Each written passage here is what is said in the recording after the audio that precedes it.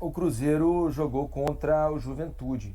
E o Fernando Diniz já havia rumores durante essa semana de que Fernando Diniz, independentemente do resultado dessa última rodada, não permaneceria no comando do Cruzeiro para 2025. Lembrando que ele foi contratado aqui para o final do Brasileirão, mas já com contrato para o ano que vem, para fazer o trabalho todo no início de 2025, com pré-temporada, participando da montagem do time para o ano que vem. E essas notícias da demissão, da possível demissão do Fernando Diniz, tomaram conta da entrevista coletiva. Ele foi questionado sobre isso. Dê uma olhada. Eu me sinto extremamente desrespeitado, porque eu estou sabendo isso pela imprensa. O Alexandre Matos me chamou, que falou que tudo pode acontecer, mas uma coisa assim, muito vaga. Eu não posso admitir que uma pessoa me manda uma matéria numa quinta-feira, porque eu estou sabendo disso desde quinta-feira, vocês sabem disso. A Itatiaia sabe muito mais do que vai acontecer comigo do que eu não. Eu acho um desrespeito muito grande, mas muito grande. Eu me sinto extremamente desrespeitado, porque eu tive inúmeras propostas de trabalho e vim aqui para trabalhar no Cruzeiro. Então, para mim é um desrespeito. Desrespeito muito grande. Muito grande mesmo. Que não teve clareza nas coisas. Então, eu estou sabendo assim, eu recebo uma mensagem de quem manda numa quinta-feira pós-Grêmio. Aí na outra quinta-feira, eu já estou sabendo que eu estava demitido na quinta. Que foi vocês mesmo que começaram a divulgar. Eu não acompanho vocês, não acompanho nada. Mas de tanto falar, com tanta riqueza de detalhes, chegou para mim, o Alexandre Matos falou uma conversa assim. Conversa do muro. Se não acontecer nada, então está tudo certo. Mas eu sou homem para vir aqui e terminar. Eu nunca deixei um trabalho na minha vida. Eu sei daquilo que eu faço, das condições que eu tenho. Então o trabalho ele foi bem realizado e teve resultados ruins. Em algumas partidas nós jogamos mal. Poucas partidas nós jogamos mal. E o trabalho do técnico é pelo que o time produz. Se fosse para fazer isso comigo, você devia ter me contratado, eu também não devia ter vindo. Mas eu não me arrependo de fazer, porque eu fiz o certo. Eu vim para a instituição que eu queria vir, que eu tenho um respeito muito grande, joguei aqui e tinha muito mais coisa para fazer. Mas eu me sinto muito desrespeitado, e eu respeito as pessoas. E eu não olhei assim ou é assim, não teve isso. Teve uma conversa de muro. Mas já sabia que eu não sou tonto, então quando vem esse tipo de coisa, eu estou no futebol há muito tempo, faz 40 anos que eu milito no meio do futebol. Então é isso que a gente tem que saber conviver. Aqui a imprensa sabe antes dos profissionais que estão dentro, porque a gente vive mais para fora do que para dentro. Não é para dentro, não. Porque é para dentro não vale. Vale só se ganhar o próximo jogo. Eu não vivo assim, eu acho uma mediocridade viver assim. É muito medíocre ser isso. Eu luto a minha vida inteira por conta disso, eu não me resumo a placar final de partida. Eu não sou campeão da Libertadores, eu sou muito mais do que campeão da Libertadores, eu sou uma pessoa. É isso que vocês tentam fazer com os jogadores. Tá aí Fernando Diniz revoltado, com as notícias. O Cruzeiro não confirmou oficialmente ainda a saída do Fernando Diniz, mas como ele próprio disse na entrevista, ele está sabendo desde quinta-feira, via imprensa, que está deixando o Cruzeiro. Para ele reagir dessa forma é porque ele está lendo o ambiente ao redor. Experiente do futebol, sabe como as coisas funcionam. Agora, é muito corajosa a entrevista, muito corajosa, porque o mercado, inclusive de treinadores, está cheio de técnicos que saem de clube demitido, acomodando a situação do dirigente para deixar a porta aberta. Mesmo quando são desrespeitados, mesmo quando se dá pouco tempo ao trabalho, mesmo quando não se dá as condições ideais, tem muita gente que, para continuar na ciranda... Saída de comum acordo. O comum acordo foi uma moda, bem lembrado, Jéssica, foi uma moda no futebol brasileiro, inclusive quando o regulamento limitava o número de demissões ou de pedidos de demissão. Os técnicos assinavam o comum acordo para acomodar a situação de dirigente. E outra coisa, a forma como o Cruzeiro foi conduzido, desde a venda da SAF do Ronaldo para o Pedrinho, mostra que SAF é apenas uma forma de organizar o clube. Porque o Cruzeiro é uma SAF hoje com os que por vezes mostra os mais antigos vícios do clube associativo, com o dirigente voluntário mandando, tomando decisões. Desde o vazamento do áudio, como esses áudios, aliás, vazam no futebol, vaza esse áudio com uma facilidade impressionante. Desde o vazamento do áudio, que para mim está na origem do início de uma enorme instabilidade, de um trabalho que seguia muito bem com o Seabra, que aliás foi premiado hoje, salvando a permanência do Bragantino, o trabalho que ele pegou curto para salvar no final, mas isso é uma outra etapa. O vazamento do áudio, é verdade que o time teve um declínio, mas a chegada dos reforços foi meio empurrada a fórceps depois daquela gravação de áudio, que claramente serviu para desestabilizar um trabalho, inclusive na relação com o elenco, porque o treinador fica em que situação? Se ele demora mais a entrada dos reforços, ele se indispõe com o patrão. Se ele, mesmo que ele entendesse que os reforços deviam entrar no time, ele se fragiliza com o elenco porque parece que ele está respondendo ao que vem de fora. E agora essa condução do que aparentemente será uma saída do Fernando Diniz, embora não esteja ainda confirmado. Toda essa história do Cruzeiro esse ano, né? Me parece muito que o Pedrinho se envaideceu de toda a euforia da torcida em abraçá-lo, da torcida imaginando, e o torcedor pode pensar isso, né?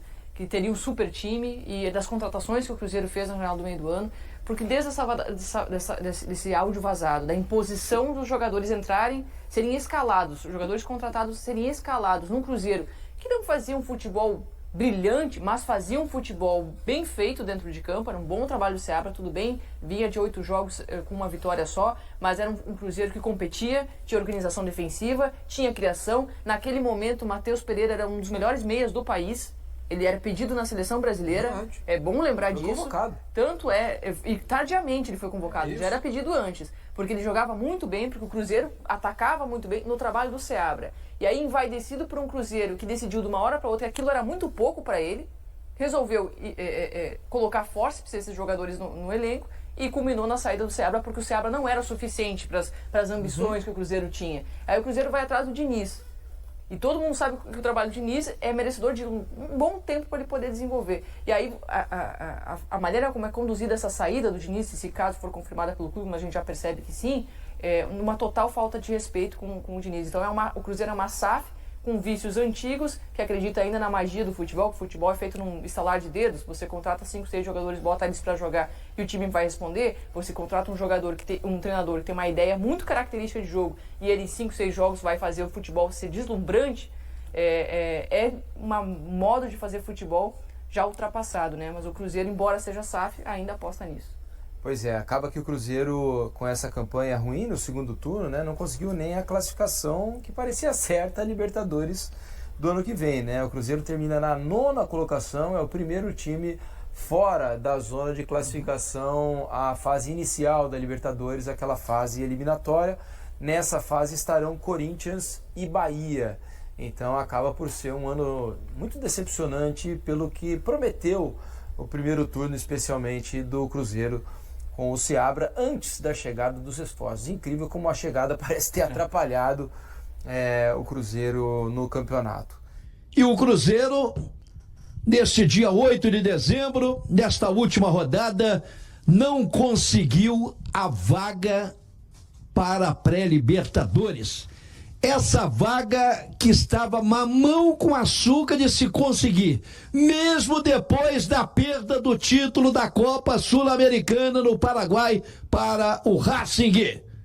Sobraram 4 jogos, mas o Cruzeiro não foi realmente capaz de buscar nesses 4 jogos a sua classificação, no empate que teve com o Bragantino, no empate que teve com o Grêmio, que mais na derrota para o Palmeiras, e a vitória de hoje, que só foi significativa em termos de bye-bye para a temporada, né? De fechar, pelo menos com uma vitória que representou a 3ª do técnico Fernando Diniz. Muito bem, que era o papo, que era o assunto, e por isso eu fiz até questão de colocar na dobradinha com a Samuca TV a coletiva do técnico Fernando Diniz.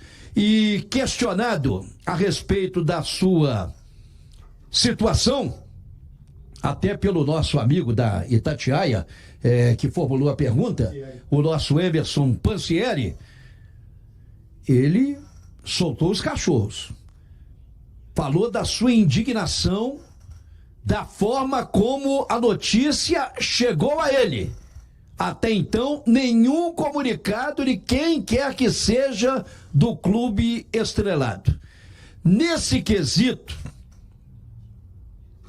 nessa situação, eu até sou solidário, sim, compreendo a dor do Fernando Diniz pela forma como a coisa está sendo ou foi conduzida. Mas a demissão dele, a saída dele do comando técnico do Cruzeiro, já era mais do que esperado. E ele está saindo pelos números que deixaram a desejar, pela incompetência dele no comando. E eu discordo quando ele citou os jogos em que o Cruzeiro foi melhor do que certos adversários, de que ele viu o crescimento na equipe, de que ele viu o crescimento no futebol do Matheus Pereira, de William. Eu acho que só ele que viu isso. Ou só ele que viu essas coisas e essas situações. Sabe? Tapou os olhos. E analisou de uma forma completamente equivocada. Me parece que faltou a ele autocrítica, meia culpa. Ah, mas não foi só o Diniz o culpado, não, Arthur Moraes. Mas ele chegou como comandante, com uma grande contratação, com alto salário. Era para fazer alguma coisa de diferente. E não fez. Não teve capacidade para fazer, foi incoerente em certas escalações, em certos jogos, houve a prioridade da Copa Sul-Americana e o Cruzeiro perdeu da maneira que perdeu. Com o esquema fajuto de jogo dele já superado, com um futebol covarde, medroso, o Cruzeiro tremeu naquela decisão nos primeiros 20 minutos e deu o que deu, aconteceu o que aconteceu. Por isso que eu concordo que ele deveria sair, não é hoje não. Ele deveria ter saído antes da final da Copa Sul-Americana, mas quem sou eu, pô? Quem manda no Cruzeiro é o Pedro Lourenço.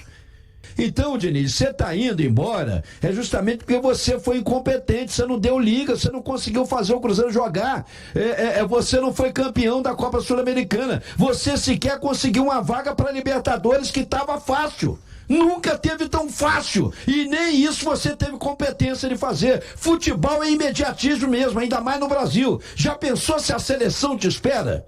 Embora com Dorival Júnior também esteja uma draga, mas com você estaria ainda mais atrasado. E nesse esquema seu superado, se você chega antes, o Cruzeiro estaria até brigando para se safar do rebaixamento. Essa é a realidade. Por quê? Porque você não conseguiu extrair desse grupo, desse time, absolutamente nada de positivo, ou quase nada de positivo. Mas é o meu pensamento, é a minha opinião. Opine você aí, tudo bem.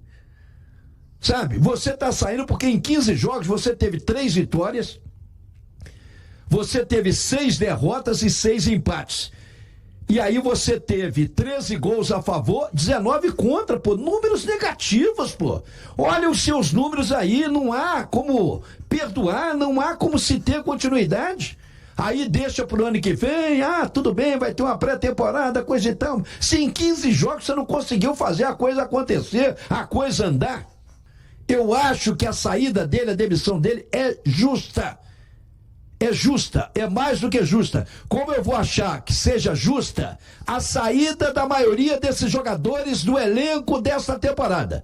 A barca tem que partir lotada, porque tem muito incompetente aí. Até o seu Matheus Pereira está em baixa com o torcedor celeste, precisa se explicar as atitudes dele em campo e até extracampo também. O comportamento dele hoje deixou a desejar. Como profissional, deixou a desejar. Não era cabível aquela expulsão provocada por ele. Mas aqui tem muita coisa ainda para o Cruzeiro avaliar, para que não incorra nos mesmos erros na próxima temporada.